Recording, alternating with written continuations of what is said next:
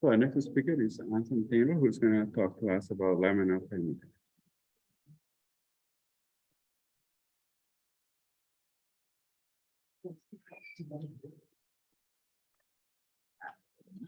This was the PDF. Not very easy. Oh, the lecture screen. Share screen. There you go. Then.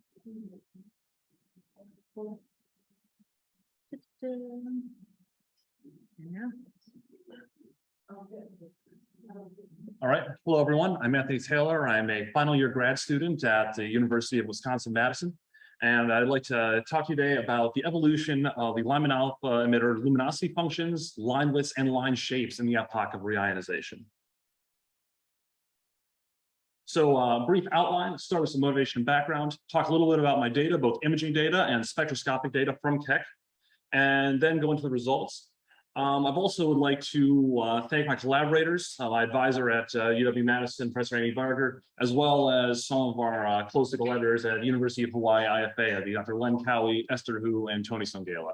Without them, this work really wouldn't be possible. So epoch of reionization is a very interesting and exciting time in the evolution of the universe. It's happening somewhere between redshifts 10 to 5 or so.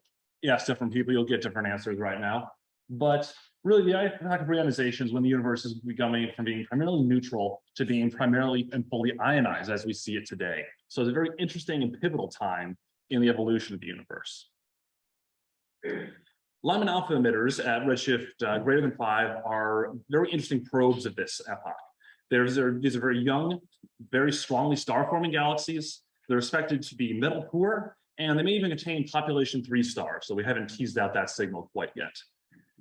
We're expecting ionizing radiation from young massive stars in these objects to excite nebula emission lines, and most excitingly for us, Lyman alpha at 1215 angstroms. At redshift greater than 5, this rest frame UV is shifted into our observed frame optical near EoR. And therefore, before James Webb, of course, Lyman alpha was one of the few viable probes of the epoch of reionization if we're talking about strong emission features. So one of the leading theories right now is what's called ionized bubble theory. So perhaps among the brightest of these Lyman alpha emitter objects, which we'll call ultraluminous Lyman alpha emitters, reionization might be occurring early, just given the amount of energy and the amount of ionizing radiation that these objects are putting out. You could eventually form an ionized bubbles around these objects. And that would have very interesting effects on how we see them. You'd have less scattering from the neutral IgM by creating that ionized bubble, which would allow for more Lyman alpha escape, as well as potentially having these objects become visible at higher redshifts than we would normally expect them to be visible. They also permit wider line widths by just getting more line escape. The imaging data set I'm working with is called HEROES, the Hawaii Eero-Zeta Ecliptic Pole Survey.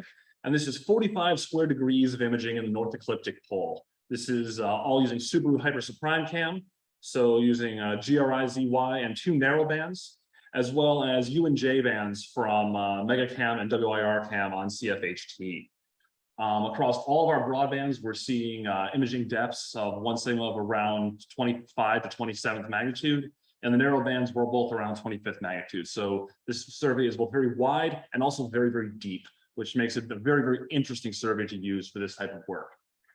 Ultimately, the catalog we get from this survey is about 24 million sources detected at greater than 5 sigma and at least 1 band. And this survey also happens to overlap with what will become the JWST time domain field. It'll be analogous to the Hubble Ultra Deep Field, but for James Webb. Here's just a little sample of some of the imaging from this data set. This, I believe, is 1/3000th of the entire area. So it really is a gorgeous, gorgeous data set that I love using. So how do we select these objects from this imaging data? We primarily use the narrowband excess and Lyman break techniques. So on the bottom, I'm showing the spectrum of a Lyman alpha emitter. You can see a very, very sharp Lyman alpha line. And then to the blueward of it, we're seeing really a sharp Lyman break. We're expecting that for really anything that should be scattered away by the IgM.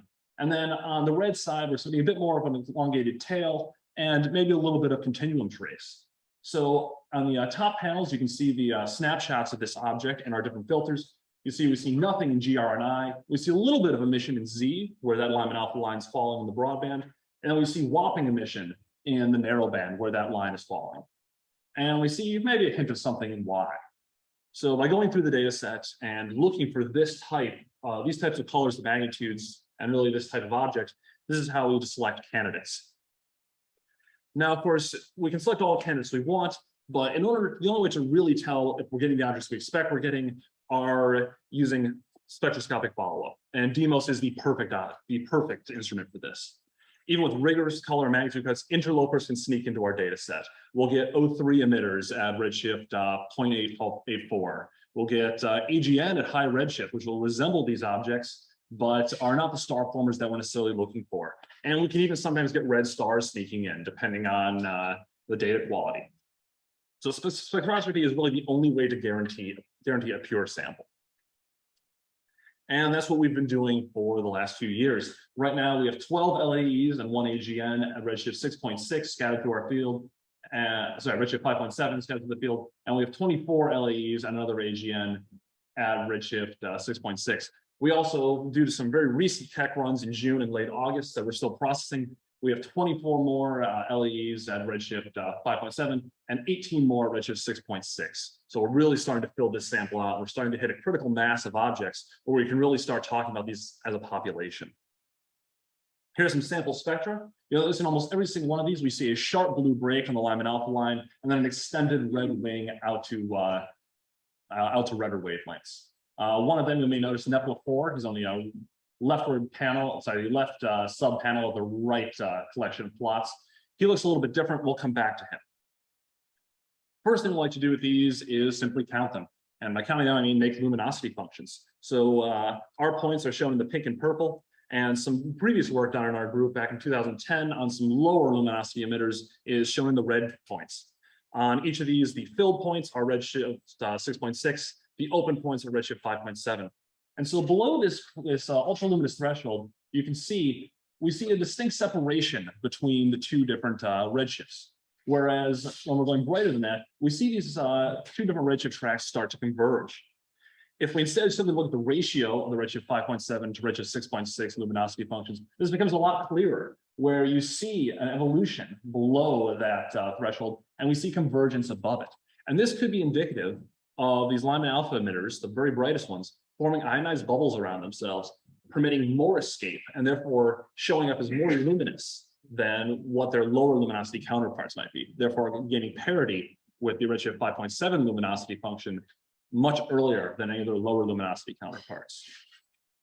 There's another way we can look at this. We have beautiful DEIMOS spectra, so let's look at the spectra. NEPLA4 is a very interesting object. It's a double-peaked Lyman alpha emitter. These are common at lower redshift, say around redshift 3 or so. About 20% of objects will show this type of line profile. But at high redshift, almost no objects show this. At redshift greater than 5, only 4 such objects have ever been found so far. And this is very interesting, because normally at high redshift, we expect the neutral IgM to scatter away the blue side of this line. But in these objects, we're seeing otherwise, implying they must exist in a very highly ionized medium to permit that line escape at all. Another thing we can look at is look at the spectral line widths of these lines. On the left-hand side, we're showing redshift 5.7 objects. On the right-hand side, redshift 6.6. You'll notice that redshift 5.7, below our ultraluminous threshold, we don't really have any strong constraints on the where the line profile widths lie. They're kind of all over the place. Whereas at redshift 6.6, we see a much more clearly defined track. So if we look at this, combining those two plots onto the left side, and then simply taking the median and binning it as we go on the right-hand side, we once again see that strong evolution below that ultraluminous threshold and a convergence above it, implying that the environments of these objects at redshift 6.6 that are the most luminous may actually be more similar to environments at redshift 5.7 when we expect reionization to be mostly complete. However, of course, with our lower luminosity objects, they're seeing a very different environment and we're seeing very different properties from them. So to sort of bring this all together, our ultraluminous Lyman alpha emitters are making up the bright end of a Lyman alpha luminosity function. They may be forming ionized bubbles around themselves in the epoch of reionization. And so far, we've found about 36 of these objects with 42 more ready to be processed. We're seeing strong evidence for these ionized bubbles. Firstly, we're seeing the ultraluminous Lyman alpha emitter luminosity functions converging at the bright end, something that we don't see at the fainter end. We see evolution there, But at the bright end, we're seeing a convergence, implying that these environments might be similar. Again, we're seeing double peaked Lyman alpha emitters in the epoch of reionization, something that no one really would have expected when we first discovered those a few years ago. And finally, we're seeing limited Lyman alpha full width half maxes at redshift 6.6, but we're seeing a wide range of them at redshift 5.7, except at the bright end again, where these objects look much more similar to one another, implying that they might have much more similar environments. Our next steps are really to push to fainter luminosities and continue to improve the middle of the luminosity functions. The faint end is fairly well sampled by Hu et al. 2010. The bright end is very well sampled by our own work, but that transition point is where we really want to tighten things up, get our error bars dialed in, and really start digging in to exactly what these environments are starting to look like. And of course, we want to continue searching for double peaked LEEs. 4 have been found so far among hundreds of these objects searched for, but every new DMOS mask is a chance for a new one and expanding that really exotic data set. I'll throw up some of my references. And I'd once again like to thank my collaborators, my advisor, Professor Amy Barger, as well as my collaborators at IFA, Len Cowie, Esther Hu, and Tony Sungela. So with that, I'd love to open it up for questions.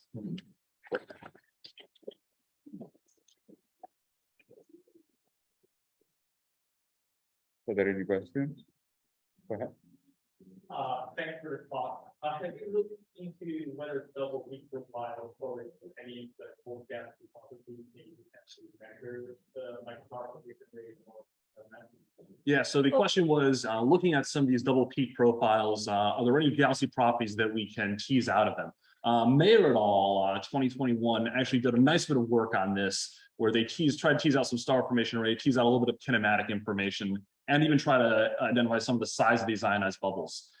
We haven't dug too deep into that analysis yet, but it's absolutely on our to-do list, especially now that we're getting a real large population of these objects. Go ahead. Yeah. Keeping on the double peak front, is there anything weird about the morphology and the images? I mean, what are the chances that some of these are actually interlopers, or maybe on the flip side of opportunity of the pair of things? Yeah, so the question was, if we're looking at these double peaked objects, how do they look in imaging? Is there a potential that they're actually interlopers? Are we seeing anything interesting or exotic there? And the answer is, with our ground-based observations from Subaru, we really can't tell. They really look indistinguishable from all the other objects of this class. However, we would love to use something like HST, potentially even use something like KCWI's new red side with adaptive optics to try to get direct imaging of these objects, maybe even direct imaging with NearCam on James Webb. These would all be excellent ways to probe these objects and see if we are seeing something interesting in their morphology. Potentially 2 objects as a merger with a systemic offset in their peculiar velocities. All questions we'd love to answer, and the tech is really finally starting to arrive and come through such that we'll be able to do so in the near future. Thank you. Do we have any more time for questions? Thank you.